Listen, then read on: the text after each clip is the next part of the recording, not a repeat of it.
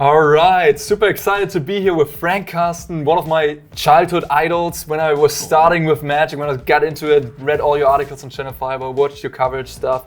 You know, I'm really excited to play against you here, and yeah. Welcome to the Cardmarket feature match where we play paper Magic against each other. Yeah, but actually this time again it's not us. We're stepping back because we got more special guests for you. We have Arne, Pro Tour champion, and we play against Frank Carsten, of course, in the most important format right now, because this week is the regional championship in Sofia. So they're training their best decks. They want to be prepared for that event, and for that you only see what they're gonna bring. Yeah, this is the highest level of Pro Magic at Sofia right now. Pioneer is the hot format, and each of these people brought a deck that they think they can win with in Pioneer. Yeah. So in preparation for Sofia, this is a good primer. And before we get into this match, they've never played against each other before. So you got Pro Tour champion, Hall of Famer playing against each other for the first time with perfectly tuned decks for Sofia. And if you enjoy that, we're bringing this to you. There's a sub button right below. If you please click it. If you're not sub yet, it helps us grow. It means so much to us, and it costs you nothing except for clicking every once in a while. You see Talab's face in your shorts feed. But in the meantime, I'm excited. I just want to see who wins here. Let's get into the games. I'm Frank Carsten, and I enjoy playing aggro decks. I like to curve out with small creatures, do the combat math, and swing in for lethal. Today, in Pioneer, I'm playing Mono Red with Embercleave. Embercleave is one of my favorite cards. I've already had a lot of success with it in various formats, and I'm gonna rely on it today, hopefully to set up some sweet lethal attacks. Hey everybody, it's me, Arno Schmidt. I'm here playing Pioneer against none other than Frank Carsten. And this time, I'm not bringing a control deck or a mid-range deck with a bunch of decisions. I'm bringing an aggressive deck. Mono-white humans in Pioneer. This deck has been here and there on standard challenges in the tournaments in Warshore, and just overall it has appeared and it has come up. It's supposedly having a good matchup against Mono Green Devotion. And yeah, I just wanted to get down, play the deck, get a feel for it, and show you what it can do. Is 2 dice fine with you?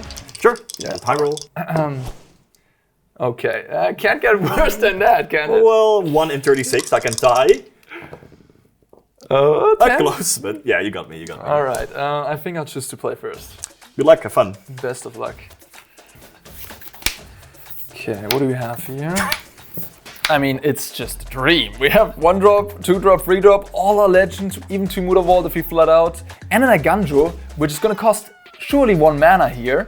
But I have to draw a second planes for that other lean, so we'll see about that. Yeah, this is a keep for me. I'll mulligan. Now, I love Embercleave, but not in this hand. I opened with 5 lands and 2 Embercleave. That is just not keepable. You need some creatures to go with it. So unfortunately, I just have to mulligan. Shuffled up 6 cards. Oh, 7. And, We're not in 2010 anymore, Frank. The 6-card hand is actually perfectly fine. I can start with Kumano faces Kakazan on turn 1, which is typically the best 1-drop. And then I can go Runaway Steamkin on turn 2, get the counter from the second chapter, and then get it to a 4/4 on the third turn. Offload it with mana. This is like an entire game plan that will play out beautifully, I'm sure. Ready to go? Yep. This wonderful M21 planes here. And nice. Kifian! Ooh. Yeah, who would have thought Arne's playing aggro? I actually put you on like a different type of deck, but alright, I guess my go? Yeah, go ahead. Can you guess what I'm on? Something aggressive, Frank. Correct. It's with Den of the Bugbear and Kumano faces Kakazan. First blood. Ouch. Well, we're playing against Mono Red aggro, I suppose. First things first, attack for 2. Down to 18. And I'll play as much. Mutavaults and Natalia. Pretty good start. Yeah. Yep. Alright, up to chapter 2. Another Den and a Runaway Steamkin. Ooh. With a counter right away. Go ahead. Alright. Yeah. On tap. Draw for my turn.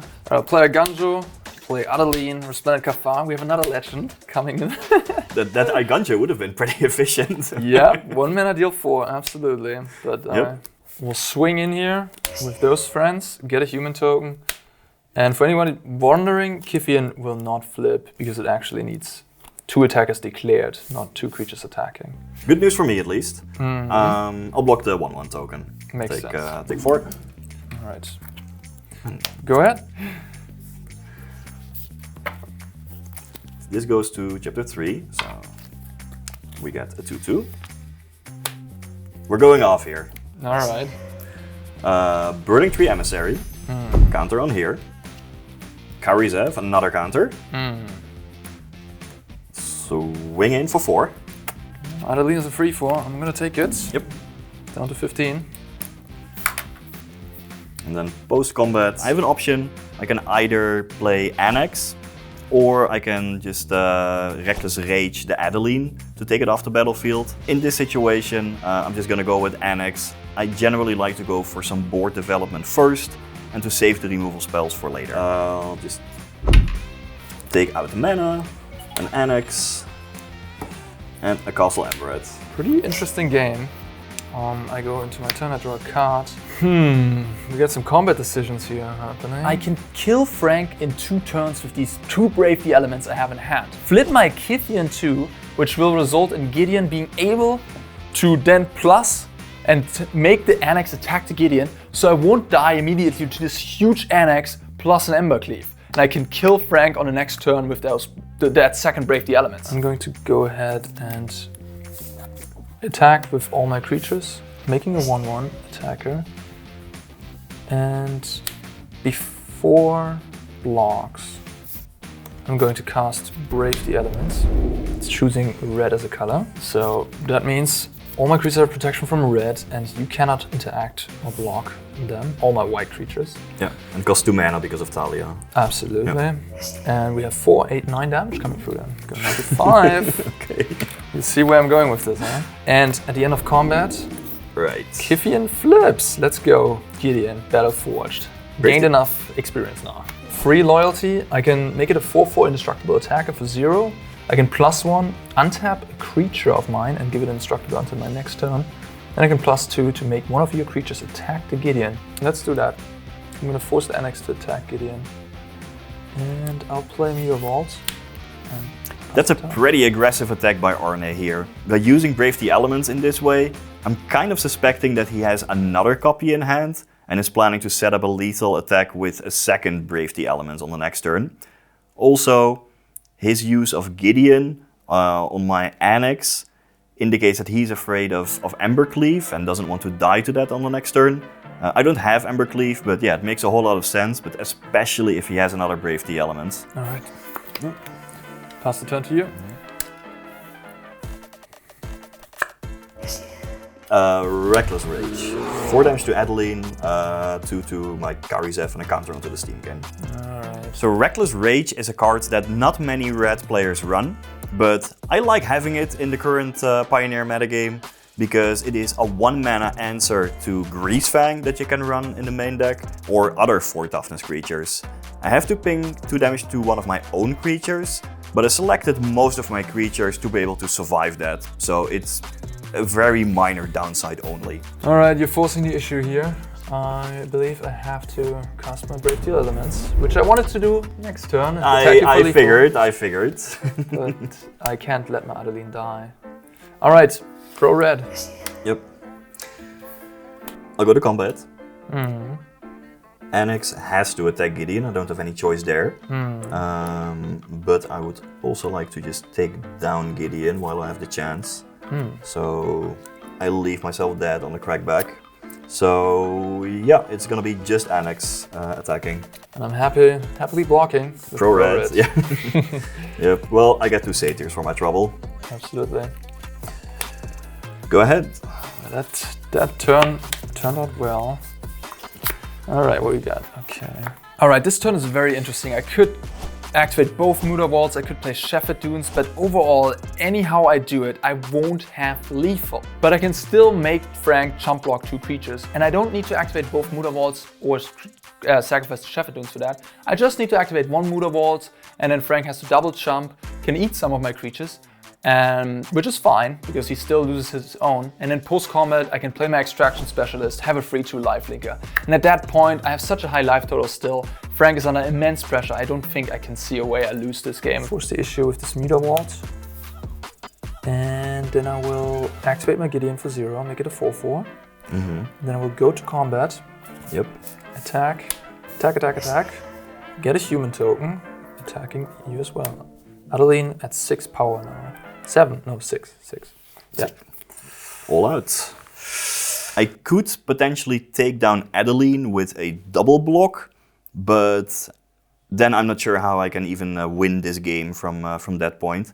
I think I need to hold on to both Karizev and Runaway Steamkin, so that if I top deck, say, a Fanatical Firebrand or like another burn spell for a blocker, then I can like burn that blocker, get the extra counter on the Runaway Steamkin, use that to cast Thorbrand and potentially set up an attack for exactly 15 damage. That is my hope, and I'm gonna play to my outs. Yep, this, yeah, well, I wouldn't say it looks good, but I'll block like this. All right. So these two die. Oh yeah, those two die. But mine Also as die. well. And because of Kumano, They actually get exiled. They get yeah, exiled. that's true. Oh. Probably doesn't matter, but yeah.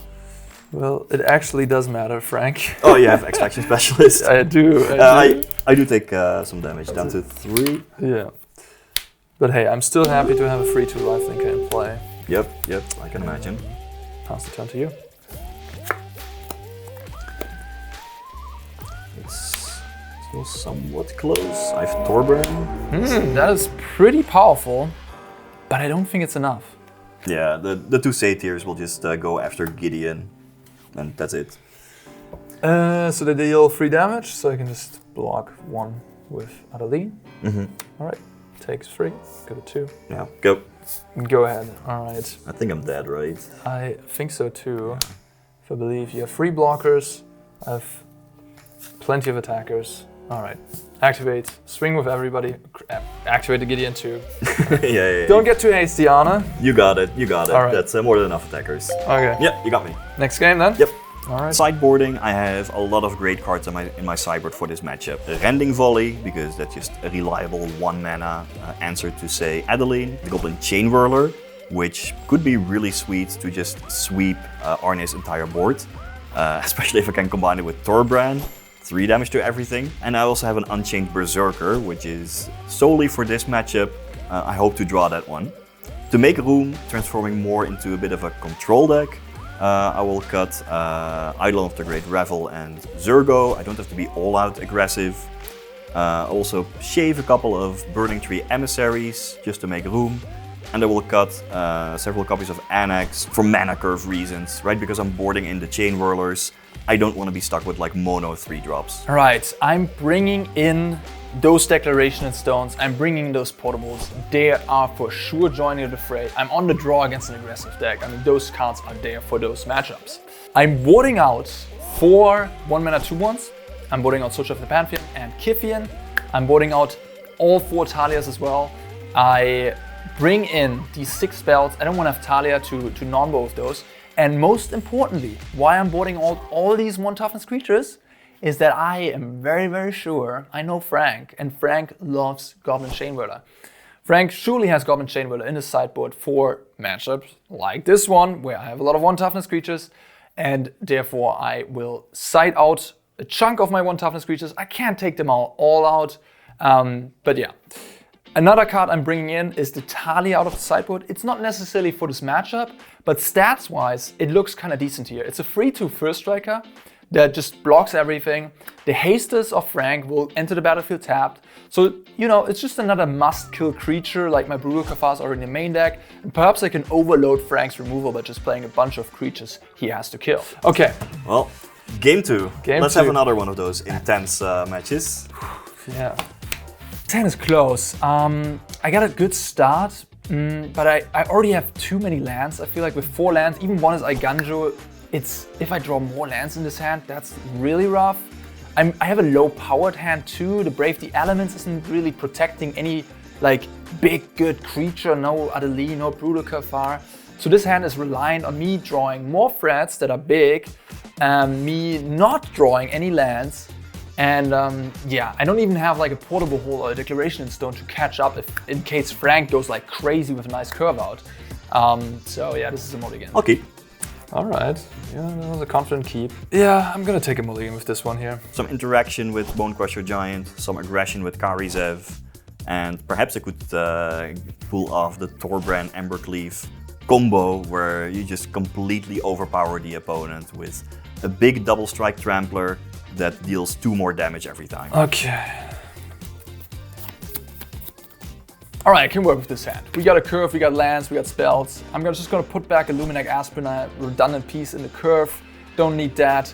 Let's get. I'll put this one away and I'm ready to go. Yeah, happy with the 6? Yeah, Den of the Bugbear, go. Okay, let's get started with planes. Pass the turn to you. No 1-drops for both of us. Okay, slow starts. All right. I have a choice to make between playing Karizev or holding up mana for a Bone Crusher Giant. Perhaps curving Bone Crusher Giant on turn 2 into the 4/3 creature on turn 3 is the better use of my mana curve. But that might backfire completely if Arne doesn't play an actual creature to target with Stomp on his next turn, or if that creature is Thalia. Yeah, Karizev. Go. Karizev. Alright, good 2-drop to have. Play Castle Ardenvale, and I have Luminac Aspirant. Yep, not bad. Put a counter, pass it down. Alright, let's get rid of this while I can. So, Stomp. The Bone Crusher goes on an adventure. We have Kumano faces Kakazan, ping you for 1, and attack you together with Ragavan to put you down to like 16 at the end of the turn. Alright, 16 it is. Alright, go ahead. Okay, swiftly here. Let's see what I can do. Ooh, oh, I like that draw step. I did not have an exciting play until that, so... Extraction Specialist. No! Get back Luminac Aspirant. And I believe I will put a counter on the Aspirant. Pass the turn. I'm very well aware of Chain Whirler. Even though the Luminac Aspirant doesn't attack yet, and I want to grow the Extraction Specialist, I'm putting the first counter on Luminac Aspirant to prevent Frank from just playing his Chain Whirler and just wiping away that Aspirant. I regret stomping it now. Alright, this goes to 2. Yeah. Can never go wrong with this. Torbran with a counter from the 2nd chapter. And swing in with both. At 16, yeah, this is going to be 7 damage. I'm just going to take it. Yep, with Torbran, that is correct. Down to 9. Alright. Go ahead. Okay. Come on. Oh, yeah. Okay, alright. Brutal Kafar. No!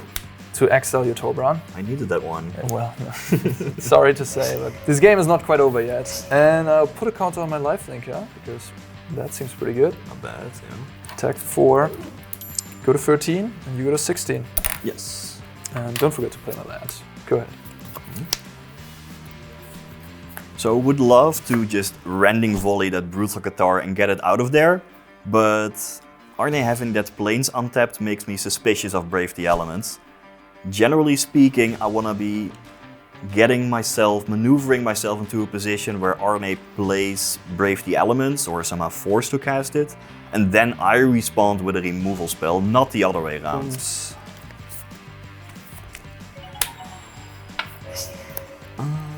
Well, Ragavan. Well, maybe he'll come back, but okay. So let's actually just put him back and swing in with everything. All right. Well, that wasn't a long disappearance then. Yeah, take 5. Yep. Yeah. No Embercleave. All right. Go to 8. Okay, we'll take out Ragavan for now. Good. He might be back. Annex. It's just a 3/3 because this doesn't count. Okay. Go ahead. Alright, a free for Annex. Okay, let's draw a card. Yeah, we continue going to combat. Sure. Alright. No shenanigans. Put a counter on Extraction Specialist. Always good on the lifelinker. Yep. And swing. No blocks. Alright, take 5. Play Talia post combat. Go ahead. Sound that. If I attack with everything, then Arne is kind of forced to block. And if he has Brave the Elements, I think he can use it to try and stay alive by giving protection from red to a creature that will be blocking an Annex wielding an Embercleave. If Arne goes for that Brave the Elements, then I can respond with the Rending Volley at the right time and really get him. Attack you with everything, including Ragavan.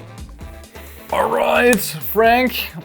Seems like you have Embercleave, but there's this interesting interaction with the Brave the Elements and Trample plus Double Strike, where Frank actually, if I Brave the Elements protected from red, has to deal Double Strike, the first strike, 2 damage to my Talia in this case, and then 2 damage again to the Talia with the normal damage, so I would survive. You seem way too confident right now, Frank. Yeah, so we gotta put the Talia. The first strike of free power creature should go on the free toughness Annex, I believe. That seems smart. And my Brutal Cathar will go on the Kumano. Frank, go ahead. Hope I didn't miscount. Embercleave. No way. Did I catch you surprised? Yeah. Okay, Embercleave goes into the Annex. So this is a 6/4 double striker. 6 for double strike, that would make 10 trample plus 3. That's exactly 13, isn't it? Well, I do have Brave the Elements to give my creatures protection from red. But Rending Volley, the Brutal Cathar. Oh, come on. Alright, well that should be plenty, yeah. Yeah, my devotion increases, this damage increases. I'm pretty sure this is like way more than lethal. Okay, I'll give protection from blue creatures. Blue, good choice. Alright, you got me. Yeah. On to game 3. So for game 3, I know Arne is going to be on the play, which means that I'm going to be forced a bit more into a control role. That's always the case when you're on the draw. In such a role, Embercleave gets a bit worse, and I was considering to cut 1 or 2 copies from the deck, perhaps board in additional removal spells or something like that. But hey, the legendary equipment served me so well in the previous game. I'll just hold on to all of them. Okay, well, no changes. Alright, for game 3, sideboarding, I want to have Vetting Announcement in the deck. Why is that? Frank, or in general with aggro decks, and I know Frank a little bit, he's likely gonna bring in more removal and become a little bit more controlling when on the draw against me to kill all my small stuff. The game is gonna slow down, it's not gonna be as racy as game 1 was. Bringing in Vetting Announcement, cutting the Talia Heretic Cathar for that. Talia, I like her more on the draw because she's like immediate impact. A Vetting Announcement on draw would be a little too slow in this matchup, I believe. But on the play, it's just gonna run into like an Abrade, a Rending Volley, a Bonecrusher Giant. So it's less good, I like Vetting Announcement more there. And I'm gonna pull out a Portable Hole and a Declaration Stone here on the play. Those are reactive cards that you want when you're on the draw in an aggressive matchup. But when I'm on the play, I wanna beat down, I wanna have a good curve out, and I don't need as much interaction. All right, final game. I'm gonna be on a play. Let's do this. Well, this opening hand is just absolutely perfect. I got a 1-drop, a 2-drop, a 3-drop. I got 3 lands. I'm good to go. Yeah, this is a keep for me. It's not great, but I am going to be a bit more of the control player in this game, which means that opening up with a bunch of removal spells and, well, decently sized creatures for the long game might work out. I'll keep, but I'm not super excited about it. All right, I'll keep as well. All right, I'm gonna start with a Hopeful Initiate. Very aggressive. Go ahead. Well, start with Kumano, ping you for 1. Go ahead. Yeah, I'll play Luminac Aspirant, and I put a counter on the Hopeful Initiate attack for 2. Yep, that makes sense. 18? Yes. Go ahead. Second chapter. Yeah, I don't really want to walk into Brave the Elements, so I'll stomp this here right now. You got it. Go ahead. No Extraction Specialist, please. not again. Player Planes. I will Portable Hole your Kumano. Sure, no problem. And oops. I will play Dauntless Bodyguard. Giving my Hopeful Initiate protection, attack for 2. Alright, 16. Go ahead.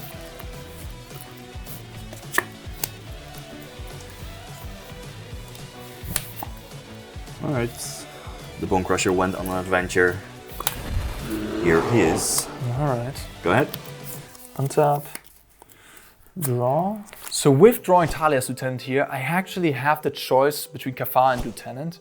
And with the Lieutenant, pumping all my creatures up to having enough power to attack into that Bone Crusher Giant, I'm pretty happy to just go with the Lieutenant first and then follow up later with the Kafars to remove more blockers from Frank. I'll play a Talia's Lieutenant. Sure. Triggers. My humans will grow a little bit. And I'll attack with both. So that's an attack for quite a lot. Yeah, sure. We'll block over there. Alright, I'll sack my Dauntless Bodyguard to give indestructible. Yeah, this dies. At least I stay at 16. Yeah, go ahead.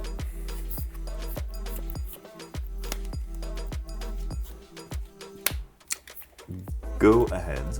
Go ahead. Uh-huh. Your upkeep, I'll stomp with Talia's Lieutenant. That will unfortunately resolve. Right. Yep. That's a nice one. Uh-oh. 3. I'll take it, that's a 13. Okay, I'll play a vetting announcement. Ooh. Da-da-da-da. End of turn, get a human. Yep. Your turn.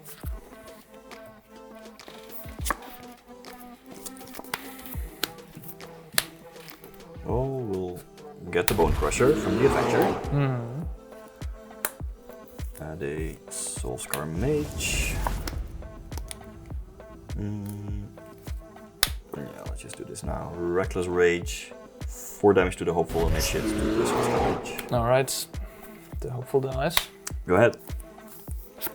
Alright, I will play Plains and a Brutal Kafar, taking Bone Crusher Giant. Brutal Cathar is a beating here. I thought I had to use my removal spell to deal with the Hopeful Initiate because it had counters on it and it would be able to actually take out my Embercleave. I had to kill it anyway, then I might as well do it on my own turn, not give Arne the opportunity to top deck Brave the Elements to protect it. I'm kind of regretting it now. Okay. The results. May I? Yep. Alright, and then we go to the end step and I get another human token. Go ahead. I'll take it with the Soulscar Mage. Okay, I have no blocks. Sure, I'll put on the Embercleave. Okay. Not the most impressive Embercleave, but hey, I'm racing. You gotta do what you gotta do. 13. Okay. Go. Alright, empty-handed over here. Yep. Okay, take a draw. With that Embercleave in play, but me still being at a reasonably high life total and Frank doesn't have any cards in hand, I'd rather just get my Talia's Lieutenant out and start racing here. Seems really good with those 1/1 tokens, instead of Brutal Kafaring that Soulscar Mage. Frank will just remove the Embercleave, put it on something else, maybe draw a big creature. So I really want to get the game over a bit fast and then have the Brutal Kafar for, I don't know, a potential top deck of an Annex or a Torbrand. Play Talia's Lieutenant. Yeah, I'm not happy to see that. Resolves. Okay. Trigger on Yeah, stack. resolves. Also resolves. Yep. Interesting. Well, if that's the case, I'm just gonna swing with everybody. I'll block the Brutal Cathar, and before damage, I'll ping down the Talia's Lieutenant. Alright, that makes sense. Go to 9. Yes. And because I attack with 2 or more creatures, the Vetting Announcement is gonna trigger one last time. I'm gonna draw a card. And it flips into the festivities. Pretty good. Alright, go ahead. This wedding announcement is really taking over the game. It's producing so much value for Arne. I'm not even sure I have any outs anymore. This is not looking great for me. I like that. Oh, yeah, I guess attack with Den of the Bugbear with another token. I go to 9. Yep. There's much point in bluffing. Go. Okay, so Knights. Yes. Triggers. Counter on. 4/4. 5/5 even. Yes. Alright, I go ahead and take my draw step. You have 0 cards in hand. This seems pretty safe to do. Cast an Adeline. Yeah. Yep. Attack for everybody. Get a 2/2 human into play, attacking as well. And yep, I think your analysis was correct that I have to jump block. Oh, this feels bad. Yeah. All right, jump block over here. I'm taking 8, down to 1. Down to 1. I have a follow up and a hopeful. Go ahead. Trigger the Brutal Kafar. Yep. And I will exile that Goblin token. Sure. Alright, gone it is. I'm left with nothing. Nope. You got it. Good games. Alright, good games, Frank. Yep, well played. Well played. Arne, that winning announcement, that really got me. Just by itself, it produced an entire board state. Especially in these games where I don't have any Goblin Chain Whirlers and just have a bunch of spot removal spells. It truly overperformed. Yeah, Goblin Chain Whirler was certainly kind of had on my mind, praying that you wouldn't drop it in that game. Yeah, I didn't draw any. Yes. Alright, what do you think about this matchup in general? Who do you think is ahead? I think it's pretty close, actually. Yeah. Also in the games, it was really dependent on like the combat math. We had to plan several turns ahead, play around the Bravely elements, time everything correctly, make sure you don't overextend in the combat step. Also, like play draw is still very important, Yeah, especially of course, game 1. I win the play. I think that game could have gone entirely different if you win the die roll. But in the post-board games, there's sideboarding to be done. There's strategy from your side. And I think maybe in the post-board games, Mono Red has a slight advantage because Goblin Chain Whirler is just so good against this Mono White deck. Well, anyhow, guys, if you enjoy this content, don't forget to like and subscribe to this video. Frank Carsten's gonna be here for more videos. And I honestly am super excited that we have all these amazing players flying in to play here in the Cardmarket studio. So keep on supporting and comment to cheer us all on and produce more of this content for you guys. That's it for now. See you at the next video.